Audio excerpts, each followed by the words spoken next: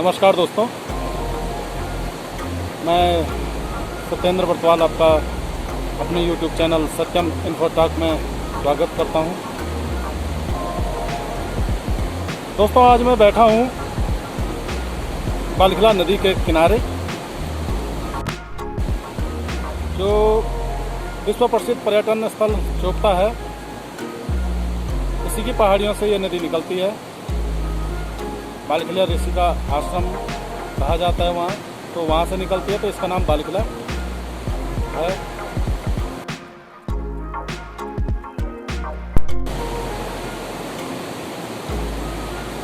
तो फ्रेंड्स, आज इस नदी के किनारे बैठ के मुझे अचानक शेखर जोशी जी की याद आ गई। हमारे पहाड़ के कुमाऊं से, अल्मोड़ा से एक प्रसिद्ध साहित्यकार रहे हैं, तो उनकी याद आना जो है लाजमी भी है, क्योंकि उनकी जो रचनाएं हैं शायद आप लोग जानते होंगे। जैसे दाजू है, उसमें एक नौरंगी बीमार है, और जो सबसे ज़्यादा प्रसिद्ध रचना उनकी रही है वो कोसी का घटवार रही है। और मैंने भी कई 3-4 बार उसको पढ़ा है। एक बार दूरदर्शन में भी मैंने जो नाटकीय रूप उसको दिया गया चलचित्र के माध्यम से, मैंने वो भी देखा है। तो अचानक जो शेखर जोशी जी की याद आई, तो उसके पीछे मैं आपको बता दूं, अभी जहाँ पे मैं बैठा हूँ फ्रेंड्स, इसके पीछे कुछ घराट हैं जो आज से लगभग 25-30 साल पहले की बात है, तो चालू हालत में थे। ये जो नदी है, बालखिला नदी है, इसका पानी उसकी चक्की को चलाता था। और बचपन के दिनों में हम भी जाया करते थे। तो जो कोसी का घटवार है फ्रेंड्स, उसकी बात मैं कर रहा था। तो उसमें जो चरित्र, जो नायक नायिका हैं उस कहानी के, तो शेखर जोशी जी ने बिल्कुल पहाड़ी अंदाज में उसमें कोई लिपापोती नहीं की, बहुत अच्छे तरीके से उस कहानी को लोगों के सामने रखा। एक रिटायर फौजी, उसकी एक किशोरपन की एक प्रेमिका जो कि अब विधवा हो चुकी है, और उनके बीच का एक दिन जो घाट बोलते हैं, जिसको घराट बोलते हैं वहाँ पर, क्योंकि उस घराट का मालिक गोसाई रहता है, वो रिटायर फौजी रहता है। और लक्ष्मा जो उसकी प्रेमिका है, जो बाद में किसी और से शादी होकर वो विधवा हो चुकी है, तो वो वहाँ अपना अनाज लेके आती है पिसवाने के लिए। तो उस पर ये कहानी बनी है फ्रेंड्स। कि उस कहानी को आप ये मान के चलिए कि वो एक शेखर जोशी जी ने उसे एक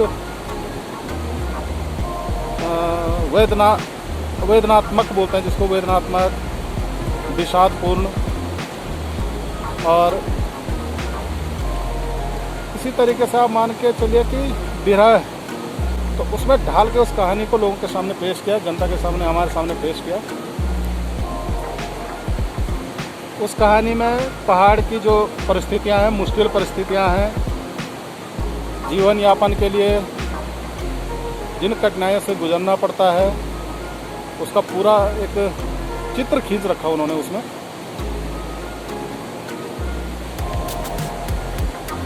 तो फ्रेंड्स, ये थोड़ा कहानी का मैंने आपको सार बताया। अब मैं ले चलता हूँ आपको जो पुराने घराट हैं उनकी ओर, उनकी स्थिति दिखाता हूँ, जो नहर जा रही है उसकी स्थिति दिखाता हूँ। तो बने रहिए और चैनल को सब्सक्राइब करें, वीडियो को लाइक कमेंट ज़रूर करें। तो चलिए फ्रेंड्स,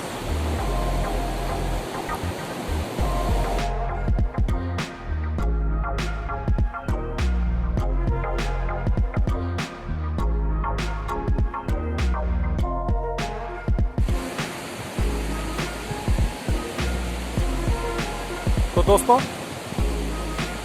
ये पुरानी नहर जो घाट को पानी देती थी, आप देख सकते हैं ये पत्थर अभी भी लगे हुए हैं यहाँ पे। और आगे जो है काफ़ी झाड़ियाँ हो रखी हैं इस पर, लेकिन कभी इन नहरों में पानी रहता था जब ये घराट जीवित अवस्था पे थे। आप देख सकते हैं।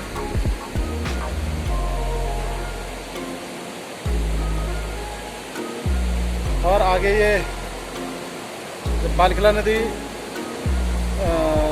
2013 में काफ़ी ऊपर आ गई थी, तो यहाँ से आगे की नहर इसने पूरी ख़त्म कर रखी है। जहाँ से पानी आता था वहाँ तक का जो बीच का हिस्सा है वो बिल्कुल ख़त्म हो चुका है। और ये छोटे छोटे टुकड़ों में जो है नहर बची हुई है। ये देख लीजिए आप, जो नहर है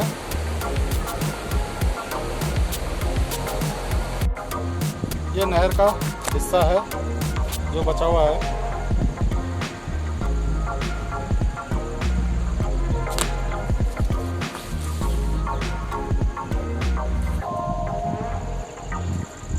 ये काफ़ी चौड़ी नहर हुआ करती थी। इस पर हम जब बचपन में आते थे तो नहाते थे। दिन भर नहाने का काम होता था हमारे यहाँ, क्योंकि नदी पे पानी ज़्यादा रहता तो हमें वहाँ नहीं जाने दिया जाता, तो हम इसी नहर में नहाते थे। आज पूरी तरह ये ख़त्म हो चुकी है। ये देख लीजिए आप, ये दूसरी वाली नहर है, छोटी वाली, क्योंकि यहाँ पे घराट ज़्यादा थे तो अलग अलग नहरें भी थी।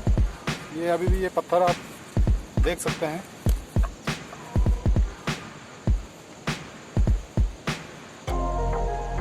तो फ्रेंड्स, इसलिए मैं लिंक कर रहा था कोसी के गढ़वाल कहानी को इससे, कि कितना कुछ बदल जाता है समय के साथ साथ। आप देख सकते हैं।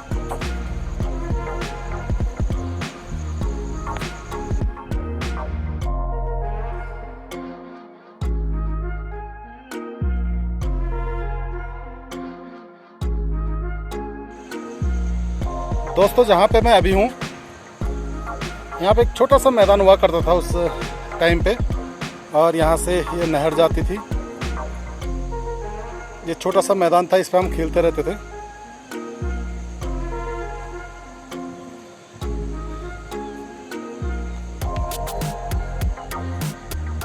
और ठीक यहाँ सामने एक घाट हुआ करता था जो कि बाद में बाढ़ से बह गया।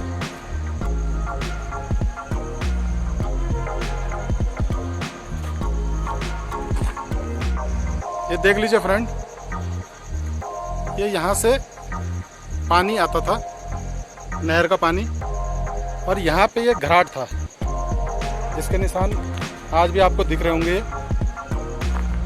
यहाँ पे घाट था, ये देख लीजिए आप।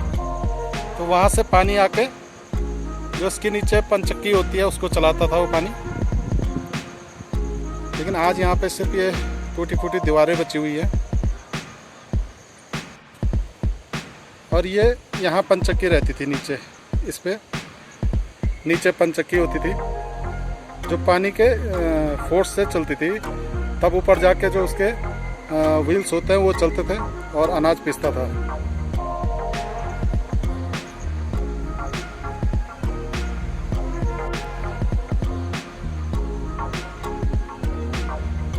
और फ्रेंड्स, एक घाट ये है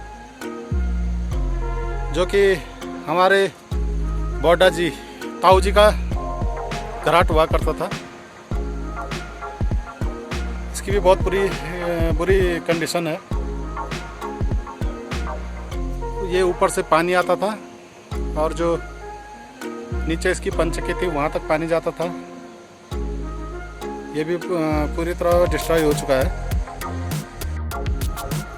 और एक घाट ये सामने होता था फ्रेंड्स, ये जिसकी नहर की दीवार आज भी आप लोग देख सकते हैं। ये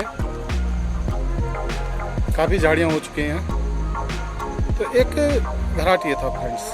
तो इस तरीके से आप देखिए पूरा जो यहाँ पे लगभग 4-5 घाट हुआ करते थे, पूरी तरह खत्म हो चुके हैं।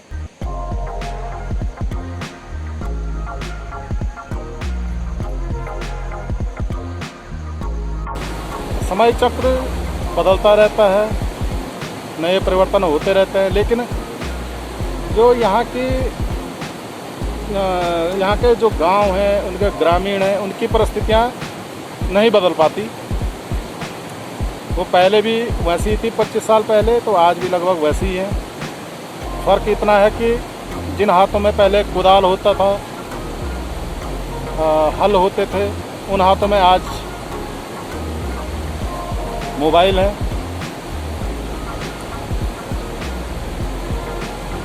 तो कहने का मतलब यह है फ्रेंड्स कि हमारी जो पुरानी संस्कृति है, हमारे जो रीति रिवाज हैं, हमारे जो पारंपरिक जीवन यापन के साधन हैं, वो सब खत्म होने की कगार पे हैं।